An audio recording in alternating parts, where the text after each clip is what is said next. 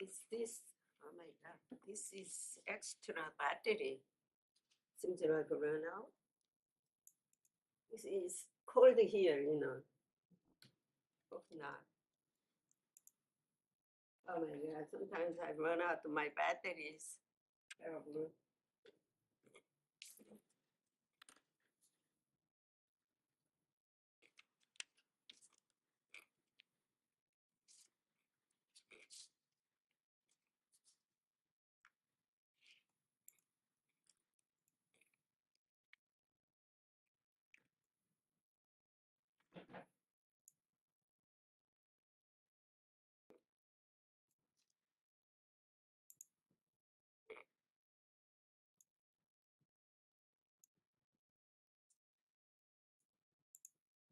Battery should not get out. Ah.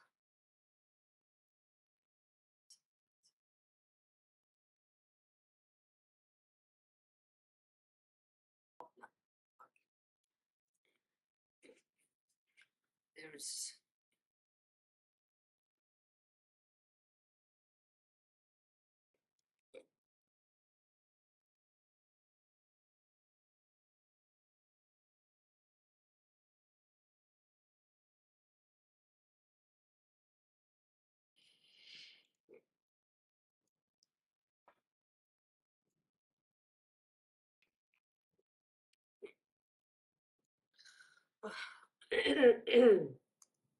little chilly.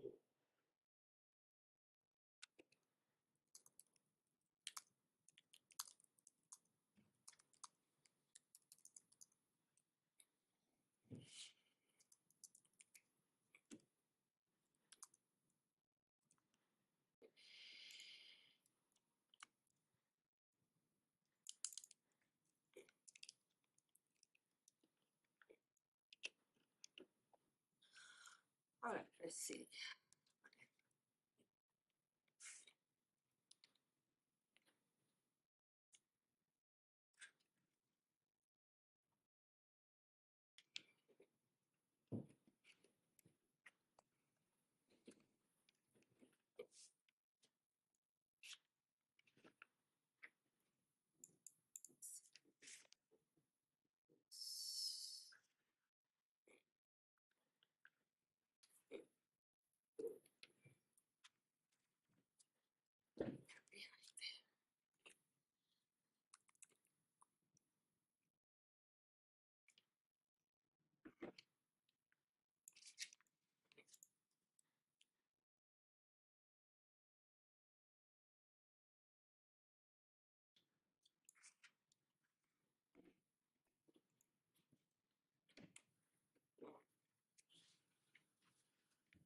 Anything delayed? I haven't heard anything yet. They're just Oh, should be on time. minutes. Yeah,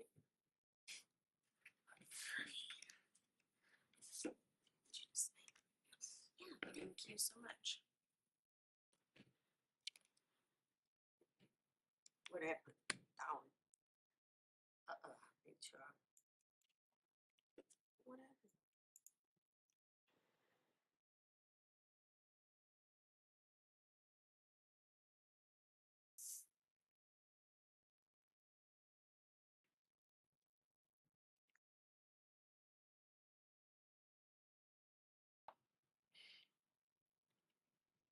I think that this battery is down too. Seems like no lights on. It's extra battery. Stein. Thank you. Yeah, that's die. Because I don't know what.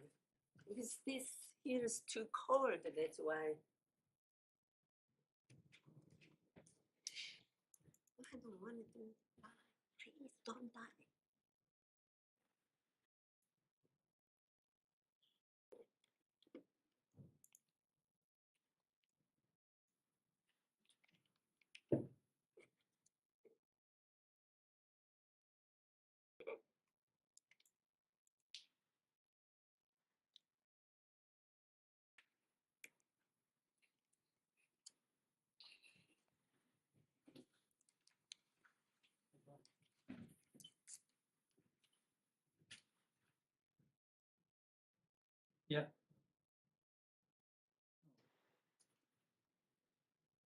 Okay. I'm in the briefing. Yeah.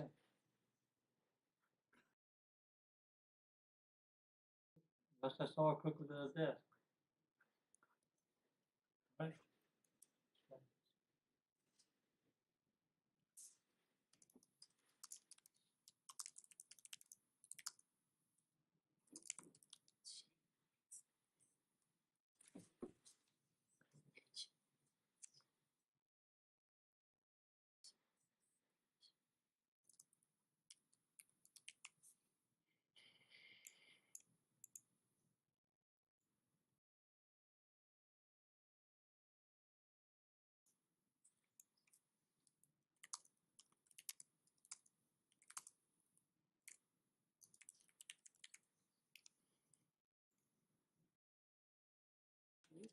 nuclearization.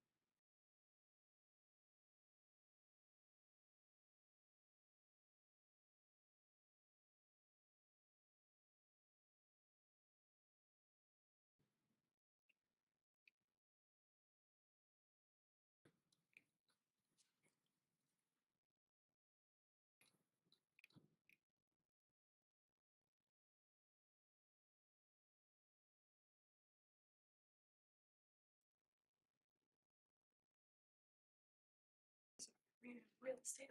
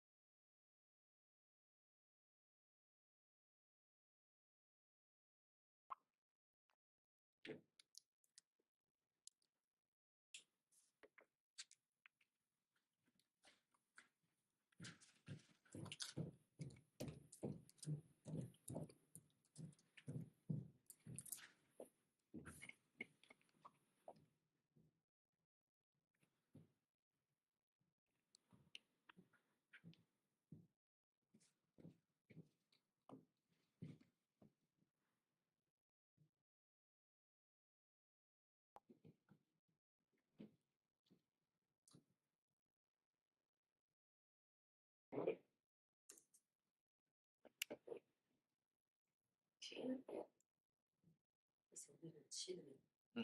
I don't want to be in there.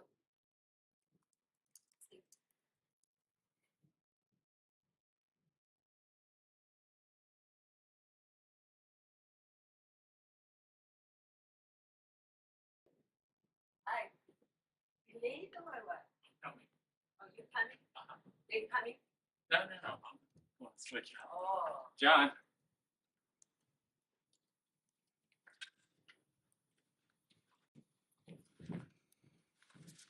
So we already did mic test and so they're good.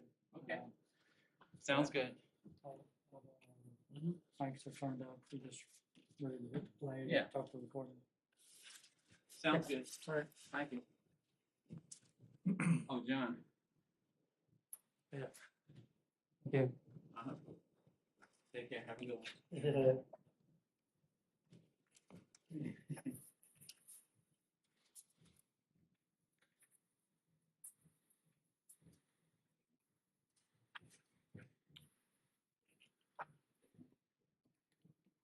It's cold.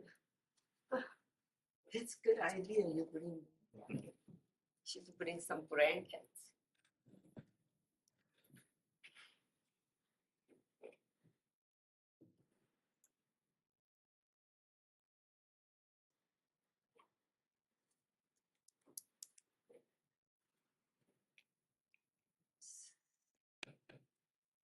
Computer is there. How are you? How have you been? I'm very well. Good. It's good. It's everybody good. Well-being. Right. No COVID. That's very. Yeah, me too. I don't have any. Say again? I don't have any sick and no COVID. Oh, right.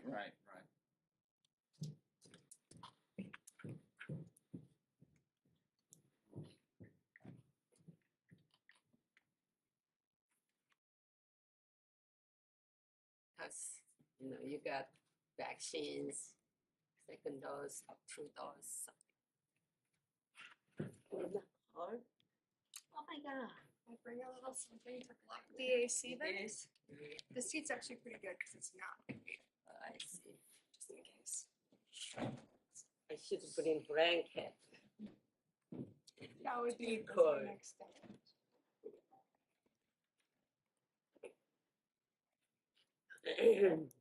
They always call me here in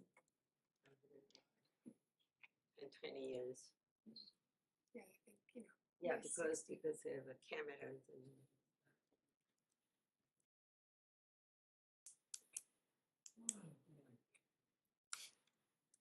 Boy or girl? Yeah, that's a good idea. Why people always say, "Oh boy," you never think of girls. Yeah. Just a last minute switch out. That was getting used to that. I see. Because boys make more trouble than girls. I think so.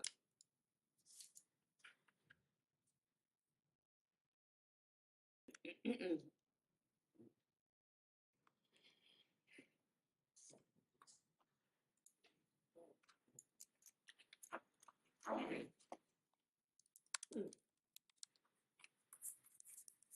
is right.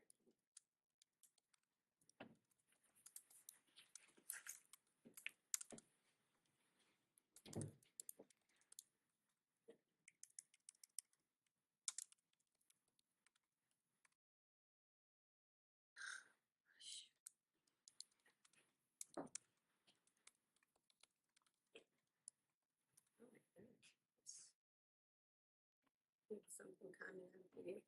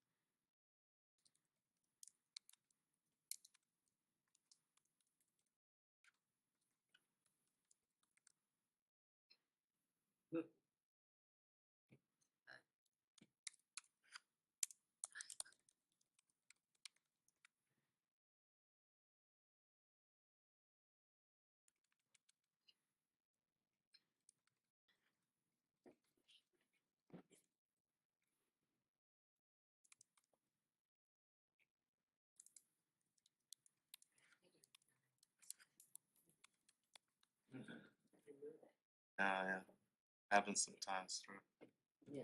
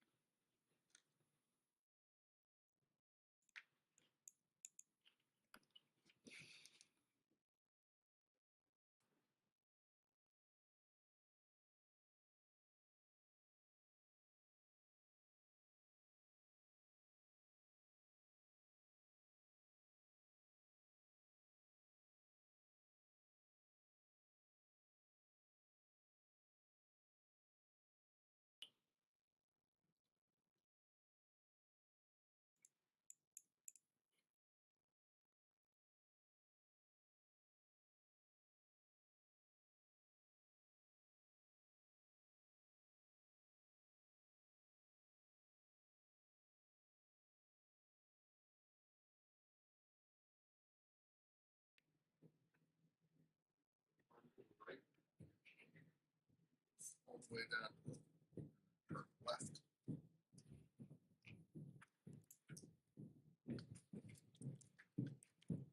Front row, take the second seat. I'm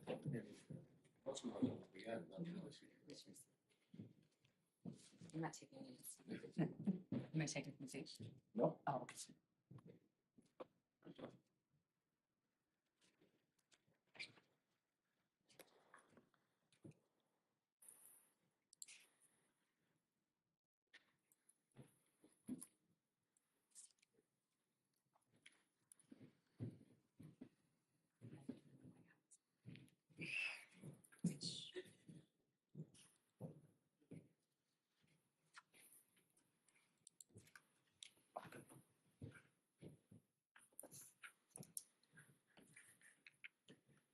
Do I have 2 minutes for me? Do we have 2 minutes for me? Yeah, they do.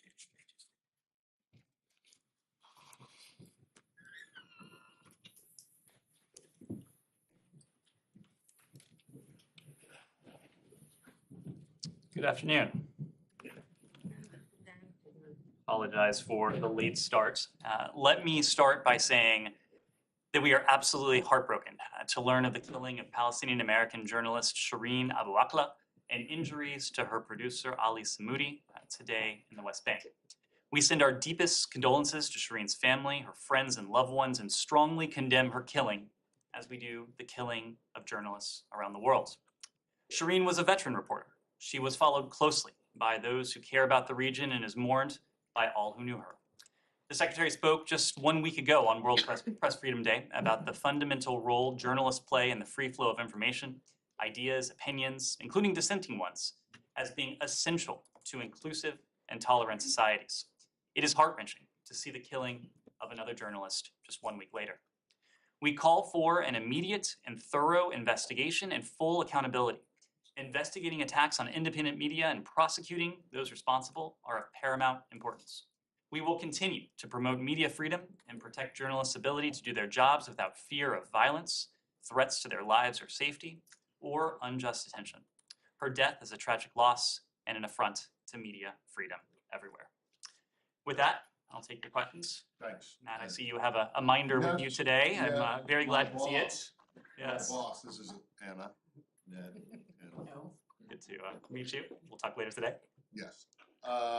On this situation, when you call for an immediate and thorough investigation, who exactly do you want to do that? It is important to us that those who are responsible for her death be held responsible, that full accountability be ensured in this case. Okay, but my question is not that. My question is, who do you think can conduct a credible investigation into her death that would be accepted by all parties, including the United States? Well, in this case, I'm not going to prejudge where any investigation may go. We've seen, of course, that the Israeli Defense Forces have already announced that there is an investigation underway. We welcome that announcement. It is important to us, it is important to the world that investigation be thorough, that it be comprehensive, that it be transparent, and importantly, that investigations end with full accountability and those responsible for her death being held responsible for their actions. Okay, but I mean, do you want the Palestinians to be involved in the investigation? The IDF has announced an investigation. Okay, that's the IDF. Correct. I standing for Israel. That is correct. So, what about the Palestinians? Because there are calls in Israel for the Palestinians to take part in this. What is, and I'm sure the Palestinians will do their own review as well. We've heard statements from both Israelis and Palestinians over the course of the day. What is important to us is that those responsible for this killing be held accountable for their actions. Okay, well, all right, so just one more thing and then I'll defer. But are you confident that, maybe you're not because the investigation hasn't been done, but does it appear to you, circumstances right now, as you know, that she was targeted because she was a journalist? I'm not going to prejudge an investigation. That's precisely why we're calling for an investigation. We've heard the statements that she was clearly, she was wearing attire that was clearly marked her as a journalist, but we are going to wait for the investigation to go where it goes. We are going to wait to hear where the facts lead in this case, and importantly, to see the accountability that is mounted in the aftermath of that investigation. Said. Yeah, I just want to ask you, do you trust Israel investigating itself? I mean, I have asked this question over the past 20 years so many times. Do you trust them? Have they ever come back to you with saying these are the results? I mean, you know, only in January, Omar Assad died in their custody. And you said, and he was a Palestinian American. And you said from that podium, you said that you are waiting on their investigating. You have not even followed through on this. So do you trust the Israelis investigating themselves? The Israelis have the wherewithal and the capabilities to conduct a thorough, comprehensive investigation. Let me give you an example, because you asked the question. In June of 2020, Israeli police in Jerusalem's Old City fatally shot, and you are familiar with this case, HAYLI.AM, a Palestinian resident with autism, after he allegedly failed to stop and to obey orders. About a year later, in June of 2021, the Ministry of Justice's Department for Investigations of Police Officers, DIPO, filed an indictment with the Jerusalem District Court against the border police officer who shot and killed Halak.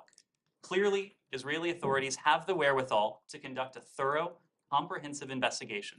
That is what we expect in this case. In this case, we expect that the perpetrators, those responsible for the death of Shireen, who, by the way, was a very close contact of our post, someone our people, someone presumably many of you knew quite well. She was with us in this room. It is important to us. Remember that. It is important to us that her legacy be honored, be protected with accountability for those who senselessly took her life. Well, you know, on this police case that you cited, just bear with me, indulge me, my colleague. You know, on this case that you cited, you know, the Israelis charged the policeman with something like maybe $10 fine and so on. I don't want to delve into that. But you talked about Press Freedom Day last week. Press Freedom Day. You never mentioned the Palestinian journalists. There are 15 Palestinian journalists in prison. In prison. They're held there, as we say in Arabic, zuran wa buhtanan, which means falsely and malevolent. They have been held there day after day, year after year. They are disallowed from conducting their work, from doing their work, including colleagues of mine from my newspaper. So I want you to respond to that. I mean, you talked about other things, which is laudable, which is great. Talk about what journalists face in Ukraine and other places, but you never mention what Palestinian journalists face. Saeed, we know what many Palestinian journalists have faced, and we've commented quite a bit on that. You well remember what we said in the aftermath of the strike last year against the Associated Press building, against the Al Jazeera building in Gaza. We had an opportunity to speak to that publicly. Secretary Blinken had an opportunity to speak to the editor-in-chief of the Associated Press in the aftermath of that strike. We have spoken vociferously about the rights to a free press around the world. The fact that reporters should not be targeted, reporters should not be the objects of violence or suppression or repression anywhere around the world, whether that country is an autocracy, a democracy, whether that country is a friend, or whether that country is a foe or competitor. Let me just follow up on how journalists, Palestinian journalists, when there is an operation like this, the Israelis were about to storm the Jenin refugee camp. They go by, including the group that was with Shireen, including someone from my newspaper. They went by the Israelis that were standing right out there, and they said, "We're going right there." They told them this morning, "We're going to go right there." So they knew perfectly. They knew exactly who was there and how clearly marked these people were. So I want to hear from you. If ever the investigation shows the guilty party, should that guilty party be prosecuted to the full extent of the law? Those responsible for Shireen's killing should be prosecuted to the fullest extent of the law. Ned, Yes. sorry, just really briefly, since you brought it up, the bombing of the AP and the Al Jazeera office in Gaza, did you guys ever get an explanation from the Israelis that was satisfactory? We were in contact with the Israelis. They shared with us some of the information regarding that strike. Did you think that it was a legit target? Clearly, the fact that there were the offices of at least two independent media organizations made it highly concerning, highly troubling to us. But beyond that. Is it still troubling, or were your concerns resolved? It is- after what it is- they told you? I it mean, is- it's been almost, literally, that happened on May 15th of last year. It's now what, May 11th? Or is it the 12th? It is, No, that assessment has, May that assessment has not changed. It is, So you're still troubled by it. In other words, the explanation that the Israelis gave to you is not, it did not we relay your voiced our concern by the fact that journalists were put at risk, that their offices came under assault. I get that, but it's When been you send someone to the church on- but it's been a year, so I just wanna know if the Israeli explanation has satisfied you, and so those concerns are no, you don't have those. Those concerns still exist, When yes. you send someone to the church on Friday for the service of the I will check with Post, as I know, as I relayed to you, she was a close contact of Post. They were in regular contact with her. They valued her work. They valued, in some cases, a personal friendship and relationship with her. And if we have anything to say regarding representation, we'll let you know. Francesco. Has the secretary spoken to any leader in Israel or Palestinian side about this? And just to, on the record, do you have any early assessment or understanding of who did that? We're not going to prejudge an investigation. We've heard various statements throughout the day. Some of those statements have shifted. That's why we've called for a thorough, comprehensive investigation ending in accountability. There have been a number of conversations by senior officials in this building, senior officials at our embassy in Jerusalem, to both Israeli and Palestinian counterparts, conveying many of the same messages I conveyed to you just now. Yes. Can I briefly ask about Hong Kong and Taiwan? Sure. I still have something on Shireen, if I can. Let's take one more question on this, and then I'll come right back to you, I Nike. have one question too, please. Okay. Go ahead. Many press and human rights organizations are calling for international independent investigation into her killings because they condemned Israeli behavior before, that they're not gonna thoroughly investigate themselves. Are you willing to support such efforts to turn this into an international investigation? Israel has the wherewithal and the capability to conduct a thorough, comprehensive investigation. They've done it before, and we expect they'll do so in this case. Yes. Do you intend to conduct your own investigation, or at least participate, since the lady or our colleague, she's an American Palestinian? Because the record shows that Israeli investigation on those kind of incidents haven't been reliable. So I wonder if you are planning to do your part of the investigation. Our role every time an American citizen is passes overseas, whether that individual, however that individual succumbs, is to provide appropriate consular support. We'll be providing any necessary consular support in this case. But what we are calling for is an investigation, a comprehensive, a thorough investigation that ends with accountability. Nike.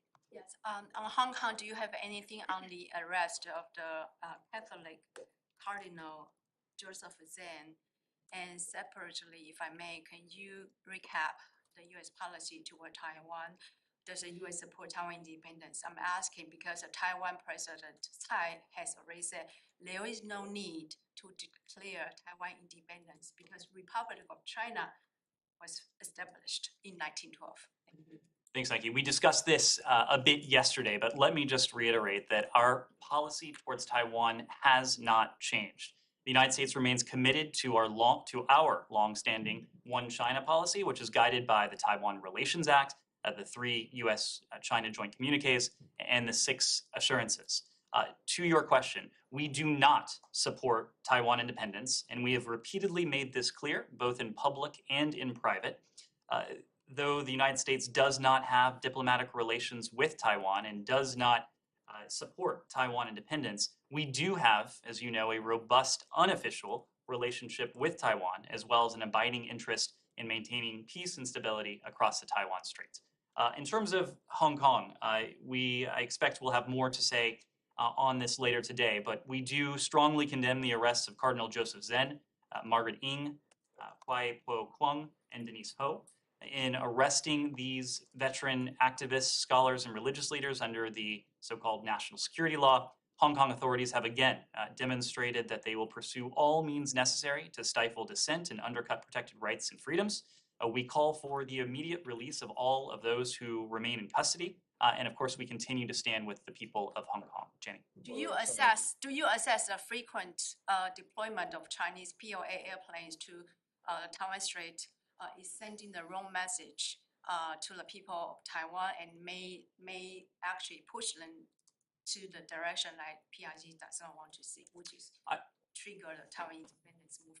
I will let the people on Taiwan remark on the implications of the PRC's actions. What I will say is that we have continued to voice our concern for these provocative operations. What we continue to call for is stability across the Taiwan Strait. We will continue to stand with our partner Taiwan. Our commitment to Taiwan is rock solid, including in the face of acts of potential intimidation. Sorry, when you said you have more to say about the arrest later in the day, is that like some kind of a statement? I expect we'll have some kind of a statement. Or like a written statement Yes. from the Secretary? Okay, and then just the other, on the other thing, on Taiwan, going back to our little discussion yesterday, when you say you do not support Taiwan independence,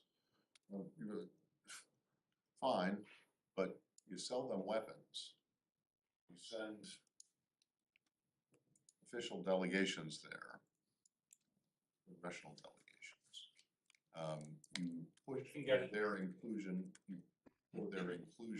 in international organizations That don't require statehood as a criterion for membership, correct. Something separate from mainland China. So in organizations that do not require statehood as a membership, you're speaking to everything that we do as part of our unofficial relationship with Taiwan that falls under the auspices of our One China policy. What I'm getting to is the WHO and the WHA this year, and you are pushing again, as I understand it, Taiwan to be invited or to participate as an independent entity, as a not part of China. So how is that not supporting Taiwanese independence? These are two very separate things, Matt. We believe, on the one hand, that Taiwan's. First of all, you are right. Excuse me. What? You want the WHO to invite Taiwan. We support Taiwan's robust and meaningful participation in international organizations that don't require statehood as a criterion for participation or for membership. Participate in the WHO. I don't have any announcements today, but you've heard from us before that we push for Taiwan's robust and meaningful participation in international organizations that don't require statehood as a condition for membership. Taiwan is a leading democracy. The world has a lot to learn from our Taiwanese partners, whether it is in the area of public health, whether it is in the area of economics, whether it's in the area of climate change. We partner with the people on Taiwan, with our Taiwanese partners in a range of areas. We will continue to push for Taiwan's meaningful participation, all within the bounds of our One China policy that has not changed. So does the same apply for the Palestinians? That you push for them to be part of and participate in international forums? We are pushing for a two-state solution because we believe. I'm asking in the interim for that. So are you also pushing for the Palestinians to take part in international? What we are pushing for, Matt, is a two-state solution to the Israeli-Palestinian conflict. We believe that Israelis and Palestinians deserve equally to enjoy equal measures of safety, security, dignity in the case of the Palestinians in a state of their own. Yes, Jane. Thank you, Nida. I have a couple of questions on China, North Korea, and South Korea.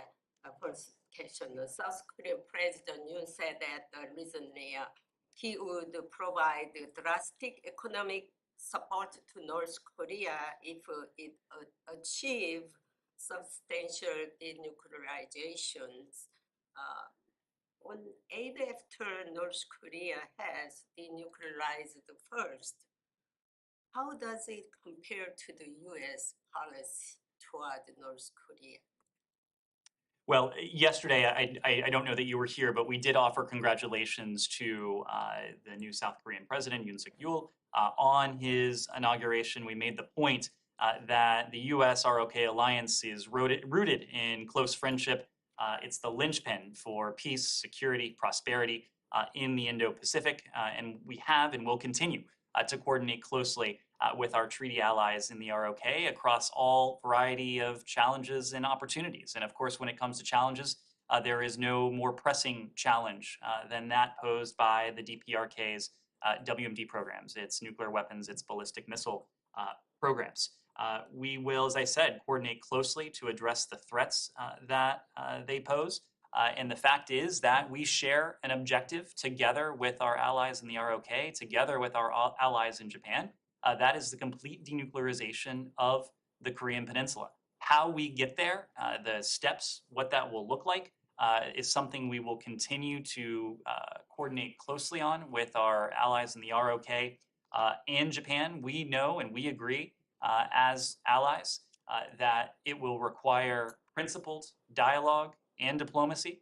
We have made very clear that we are willing to engage in good faith diplomacy with the DPRK. We do so, of course, with no hostile intent. Our only intent is to see the complete denuclearization of the Korean Peninsula in the interests of peace and security in the Indo-Pacific and beyond. So that's something we'll continue to discuss with our South Korean allies. Chinese Vice President Wang Qishan, who recently attended the inauguration ceremony of the South Korean President Yoon, made a remark that put pressure on South Korea. China is concerned about the Yoon Suk-yeol administration's strengthen the U.S. and South Korea alliance. Do you know why China is concerned about strengthening the U.S. and South Korea alliance? I will let the PRC speak to that. I will say, for our part, we believe that the United States has a number of sources of strength in the world. One of them is our sources of strength here at home, our economy, the creativity, the vitality of our people, of our workforce. Another is our values and the principles, many of which we share with partners and allies around the world. And a third is very much that, our allies and partners around the world. And we view our unprecedented system of alliances and partnerships, including those we have in the Indo-Pacific, as a core source of strength. That is why Secretary Blinken, this department, has focused intently since day one of this administration on repairing, rebuilding, revitalizing those alliances, knowing, as Secretary Blinken often likes to say, that there is no challenge that the United States could take on more effectively alone than with our closest allies and partners. And that's what we've sought to do. Will the North Korea issues be discussing at the U.S. and ASEAN summit? There's a lot that we have to discuss with our ASEAN partners. This is a region of the world that is among the most dynamic. It is the fastest growing region of the world. It is one where the United States is making clear we have an abiding commitment and interest in.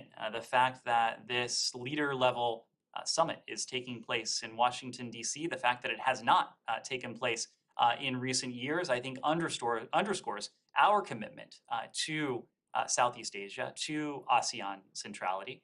There will be a number of topics that we're going to discuss, including shared interests, combating COVID, economic recovery, climate, security challenges in the region, as well as our shared values. So all of that will be on the agenda. We'll have more to say in the coming days, Richard. Okay, just one follow-up on Taiwan. Is it still your position that the changes to the fact sheet on Taiwan had nothing to do with the timing of Secretary Blinken's speech on China, or what had been planned to be his speech on China? That is our position. As you know, the Secretary was scheduled to deliver remarks on our approach to the PRC last week, and that was separate and apart from routine updates to a fact sheet. One more in Taiwan. Sure. The Taiwanese Defense Ministry in recent days has talked about some of the deliveries of U.S. weapons being delayed. Are all of the other US weapons that have been notified to Congress and are in progress going to Taiwan, are all of those other systems set to be delivered on time? Well, let me say our defense relationship with Taiwan remains based on an assessment of Taiwan's defense needs and the threat posed by the PRC. Continuing to pursue systems that will not meaningfully contribute to an effective defense strategy, we believe it's inconsistent with an evolving security threat that Taiwan faces. And we strongly support Taiwan's efforts to implement an asymmetric defense strategy.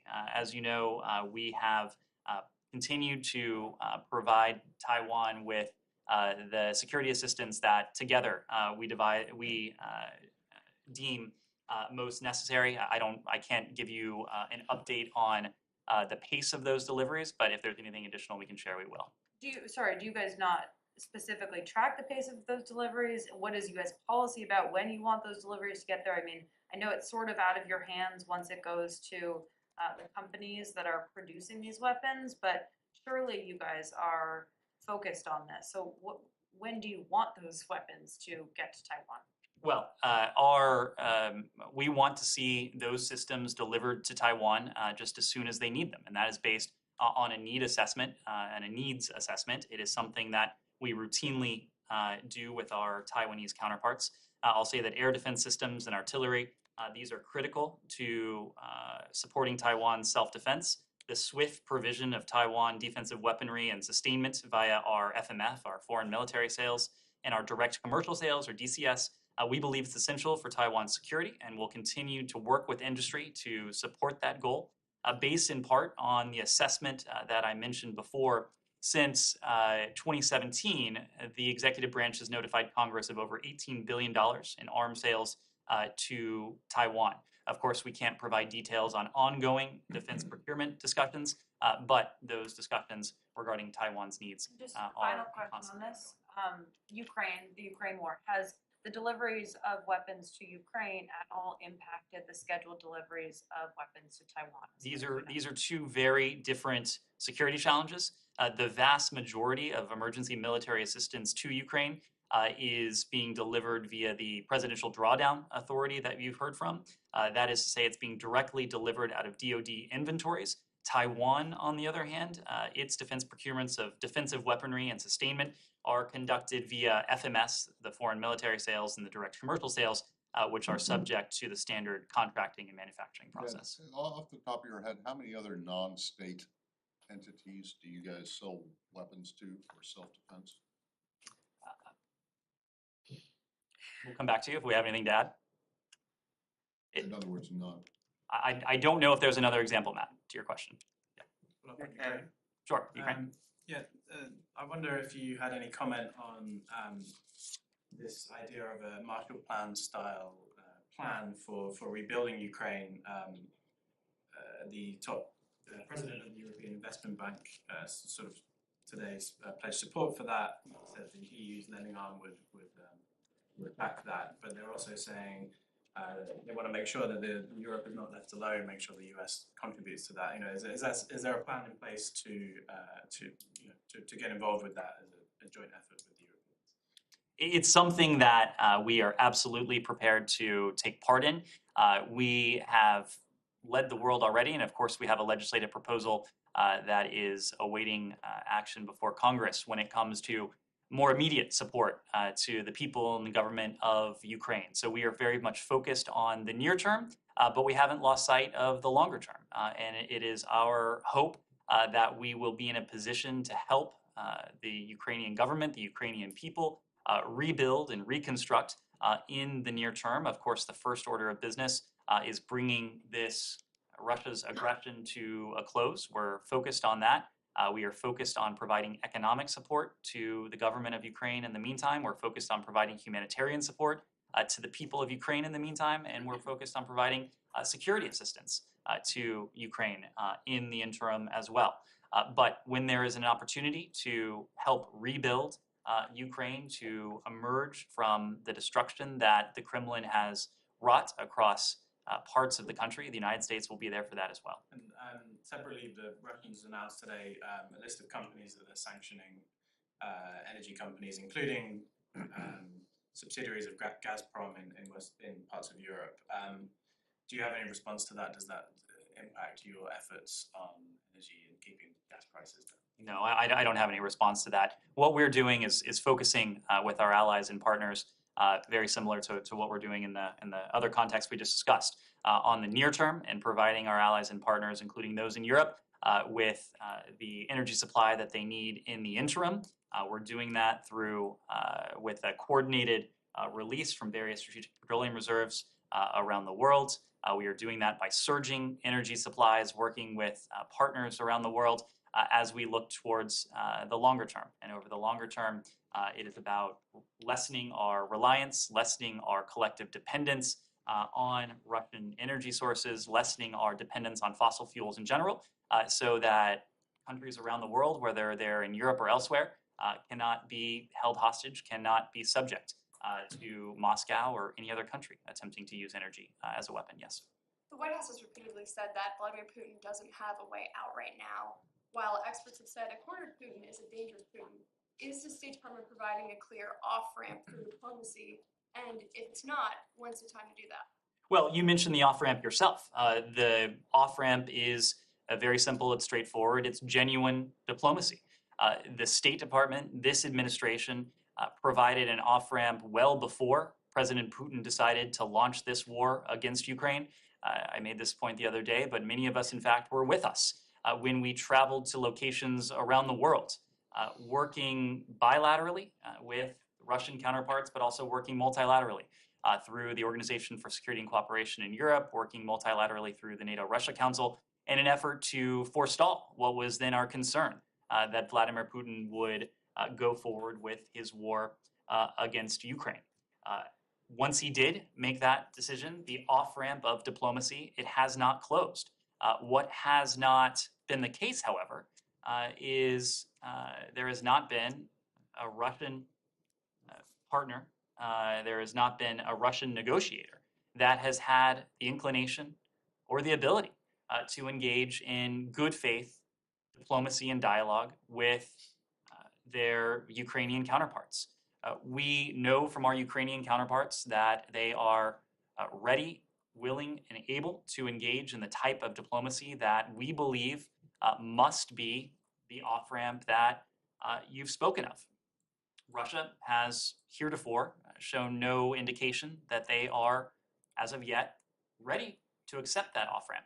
So in the interim, we are going to continue to do what has demonstrably proven effective.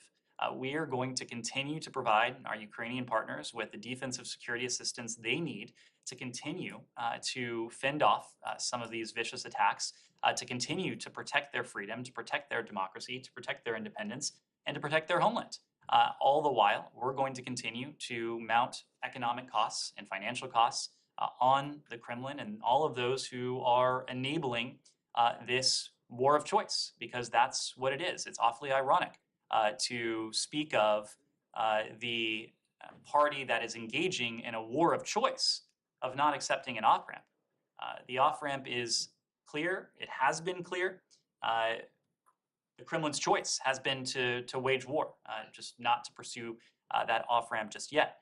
That is why we're doing everything we can through supporting our Ukrainian partners and holding Russian officials and Belarusian officials, for that matter, accountable to change that decision-making calculus, to incentivize the initiation of good faith diplomacy and dialogue that we believe, that our Ukrainian partners believe, can diminish the violence and lead to an end to this war. Yeah, can I follow up on that? Sure. I have another question later on Azerbaijan, but there was a meeting between Ambassador Sullivan and Yakov today. Can you fill us in about who initiated the meeting, and also was there any specific message that you wanted to deliver, and if you can, how much it was coordinated with the Ukrainians? Because that was our policy that we should not talk about Ukraine without Ukraine. That absolutely is our policy. Nothing about Ukraine without Ukraine. I can confirm that in this case, our bilateral ambassador to Russia, Ambassador Sullivan, met with Russian government officials today. It was a pre-scheduled meeting to discuss a narrow set of bilateral issues. So to your question, Ambassador Sullivan is discussing issues in the bilateral relationship with his Russian counterparts. Those tend to be quite narrow. In many cases, those tend to be centered on the functioning of our embassy, which of course is a concern to us given the limitations, the undue limitations that the Russian government has imposed on the operations of our embassy in Moscow. We do maintain diplomatic communications with the Russian Federation through our Bureau of European and Eurasian Affairs and through our embassy in Moscow. There is no doubt that it is a difficult relationship that is clear to everyone, but we do believe that these lines of communication should remain open. Just to clarify, there was a speculation that there was a connection between that meeting and also Russia's summoning Polish ambassador. These are separate. I'm sorry, the Russians doing what? Connections between that meeting and Russia's summoning Polish ambassador. I would need to defer to our Polish allies to speak to their interaction, but Azerbaijan, I have seen the readout between on call between the Secretary and President Aliyev. One of the topics is human rights, and there's several cases in the last couple months here. Most recently, journalists like Medela also attacked against human rights defender Bakhtiar Hajir, and also arrest of opposition party leader Ali Aliyev. These are specific cases that perhaps this call was a chance to raise by the Secretary. Did the Secretary have a chance to raise specific cases or just overall? I will leave the specific contents of the call to the call itself. As you noted, we did issue a readout. It was just last week, I believe, that we had a strategic dialogue, the U.S.-Armenia strategic dialogue. So Secretary Blinken's discussion today with President Aliyev was an opportunity to discuss some of the positive momentum and the future concrete steps on the path to peace in the South Caucasus. That includes some of the issues we discussed with our Armenian partners last week: border delimitation and demarcation, opening transport and communication links, and the release of the remaining Armenian detainees. He did reiterate, as you saw, that we stand ready to help by engaging bilaterally as well as with like-minded partners, including through our role as an OSCE Minsk Group co-chair, to help the parties find a long-term comprehensive peace. He did, as you note, also highlight the importance of increased respect for human rights and fundamental freedoms. That is something that we also had an opportunity to discuss with our Armenian partners last week. Positive momentum on Karabakh. Is there any concern at all on your end that Russians might jeopardize whatever positive connections going on as they have done before? Forging what we are seeking to forge here, a long-term comprehensive peace, happens to be in our interest. It also happens to be in Moscow's interest. Moscow, of course, is a part of the OSCE Minsk Group as well. Yes. So coming off the question earlier about the lack of an off-ramp, the slug, the fact that this war is going to grind on for a very long time, as far as we can tell, is there already discussions beyond the $40 billion that's before Congress for more? Well, this $40 billion, the proposal that is before Congress at the moment, is for the remainder of the fiscal year. So it is for a finite period. It, of course, is our hope, it's our goal to see to it that this war comes to a close just as soon as can be managed. And so that is why we have asked for these resources to continue to advance our strategy to support our Ukrainian partners, to impose additional costs on the Russians so that we can help bring that about. If that strategy continues to be successful, the war, of course, we hope will be it will be shorter in duration. That, of course, will help us request fewer funds over time. So our goal is to bring this war to a close and to see to it that we can turn to the task of rebuilding and working together with our Ukrainian partners on that task. The fiscal year ends at the end of September, which is 4 months from now. We're talking $10 billion a month. And Matt, our point. I just want to make sure we're talking. That's what the math says. Yes, yeah. And our point. When you talk about the end of this fiscal year, you're talking about the current fiscal year, which ends in September. But let me just make the other point. The alternative would be much costlier.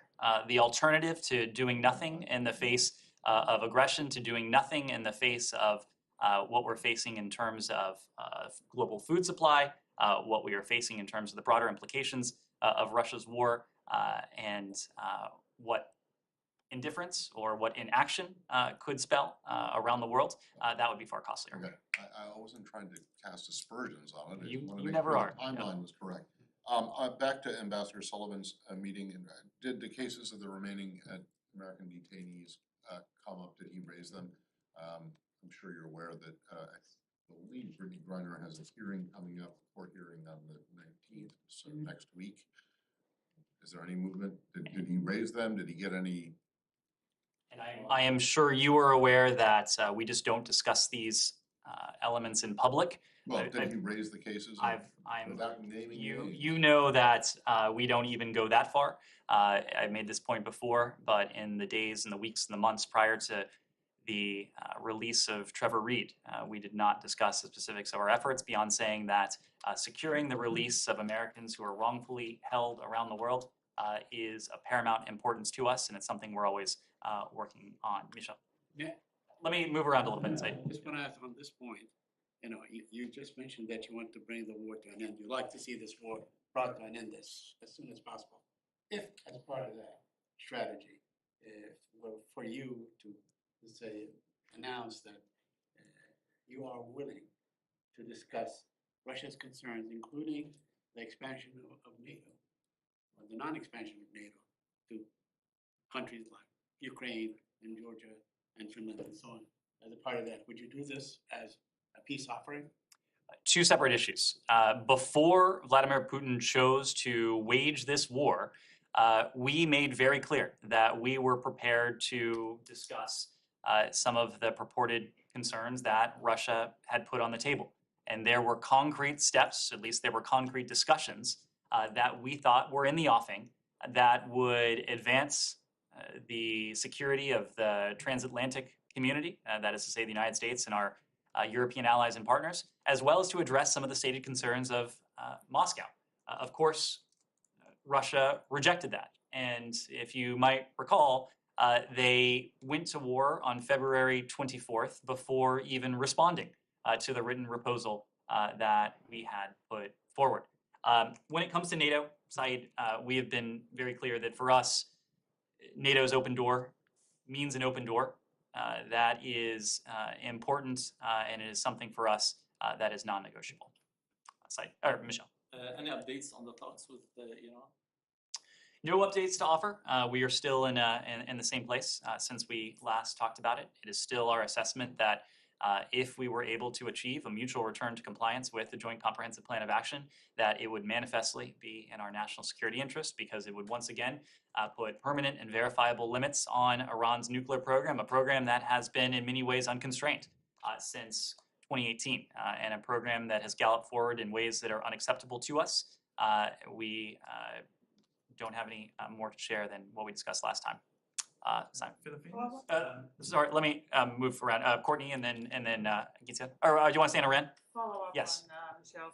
So does that mean that you don't have any readout from Enrique Mora from his first day in Tehran?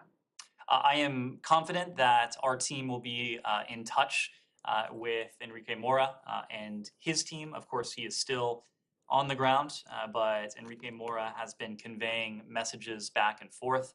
That is the role he's been playing for some time. I'm confident that our team will have an opportunity to discuss his time on the ground with him. I'm also confident that we probably won't be able to share much of that dialogue. Yeah, but just one reminder. The last communication exchanged, was it from Washington to Tehran or Tehran to Washington? We have not given a play-by-play of the diplomacy. And once again, we are not in direct communication with Iran. Of course, we've made clear that it would in some ways facilitate diplomacy if we were in a position to have direct discussions with Tehran, so that we weren't reliant on a middleman, especially capable middleman in this case in the form of Enrique Mora. But regardless, we're not going to detail a play-by-play. Courtney.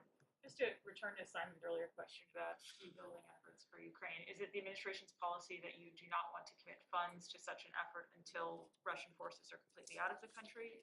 Or it's our policy that we want to continue with a strategy that has proven demonstrably effective.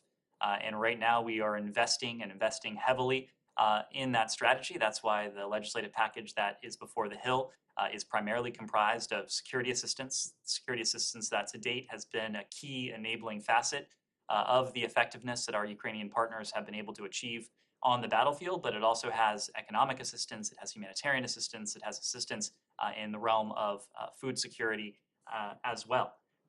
Clearly there will be a need, and we hope a need before long, to reconstruct and to rebuild, and the United States will be there for that task as well. Some of those efforts are ongoing even as the war continues, but it's your position that you would wait to dedicate U.S. funding for that purpose until after the war ends? Well, we're providing, we have provided, and we're seeking to provide economic assistance. We provided direct budgetary assistance, and of course, our Ukrainian partners have great discretion in terms of what they do with that. Yes. Can I go back to Asia? Sure. I'd like to ask about Indo-Pacific Economic Framework, so-called IPEF. Japanese ambassador to the United States said the Biden administration will launch an Indo-Pacific Economic Framework during the time of the President Biden's visit to Japan. Firstly, can you confirm it? And secondly, is the Biden administration eventually willing to replace Trans-Pacific Partnership, so-called TPP, with Indo-Pacific Economic Framework? So, of course, I don't want to get ahead of the president's travel to Japan. Secretary Blinken, when he was in Jakarta, Indonesia in December of last year, he did deliver a speech on our Indo-Pacific strategy. And there were key elements to that strategy, and deepening our economic ties with the region were a clear element of that strategy. And I suspect you'll be hearing more about that before too long. When it comes to the TPP, this is something that my current colleague at the White House has spoken to before. It was last September, I believe, when she said that the president has been clear he would not rejoin the TPP as it was initially put forward. We know a lot has changed in the world since 2016. We are evaluating our options to deepen our economic partnerships with But he supported it when it was initially proposed, right? When he was the vice president. The White House has been clear that the president has been clear he would not rejoin the TPP. Yeah, but when he as was it was vice president, as it was initially put forward. Right. When it was initially put forward, he was vice president and he supported it. Matt, I'm telling you what our policy is. Yes. When it comes to the Philippines, you said yesterday it was too early to comment, so I wanted to kind of ask again, I guess particularly because the ASEAN summit is happening this week, and part of the focus of that is obviously towards China, or showing your prioritization of the region, in the light of your broader China policy, I guess, or Indo-Pacific policy. But specifically, do you have any concerns that the new president-elect Marcos Jr. Represents a challenge to U.S. policy in the region, specifically with his comments, I believe, during the campaign, talking about the 2016 ruling on the UNCLOS ruling, that he said this is not effective, and he said he's going to seek a bilateral agreement with China to resolve their disputes in the South China Sea. How does that square with what the US wants to do with this region? Simon, this applies to the Philippines. It applies to everywhere around the world.